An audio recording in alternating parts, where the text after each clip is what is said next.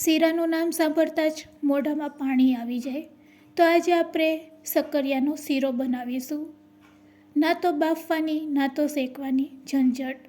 વ્રત કે ઉપવાસમાં ખાઈ શકાય અને ઝટપટ બની જાય તેવો શક્કરિયાનો શીરો બનાવવા માટે અહીંયા આપણે શક્કરિયાને ટુકડામાં કટ કરી લેશું.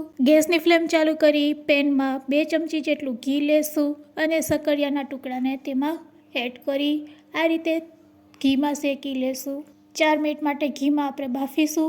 ત્યાં સુધી દૂધ ગરમ કરીશું. 1 વાટકી જેટલું દૂધમાં ઉભારો આવે એટલે હળદર એડ કરી દઈશું અને હવે ડ્રાયફ્રૂટ એડ કરશું. થોડાક કાજુના ટુકડા, થોડાક બદામના ટુકડા, કિસમિસ અને થોડાક પિસ્તા પણ એડ કરશું. તો આપણું દૂધ તૈયાર છે. ગેસની ફ્લેમ બંધ કરી દઈશું. આ બાજુ આપણા શક્કરિયા છે તે પણ બફાઈ ગયા છે. શક્કરિયાને આ રીતે આપણે મેશરથી મેશ કરી લેશું.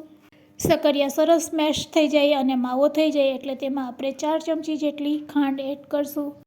અહીંયા તમારા સ્વાદ મુજબ તમારે ખાંડ એડ કરવાની છે. ખાંડ એડ કર્યા પછી તરત જ અહીંયા તૈયાર કરેલું ડ્રાયફ્રૂટવાળું દૂધ એડ કરી દેવાનું છે અને દૂધ એડ કર્યા પછી તેને સતત આપણે મીડિયમ ટુ લો ફ્લેમ ઉપર આ રીતે પકાવીશું. આ રીતે શીરો ઘટ થઈ જાય એટલે ગેસની ફ્લેમ બંધ કરી દેશું.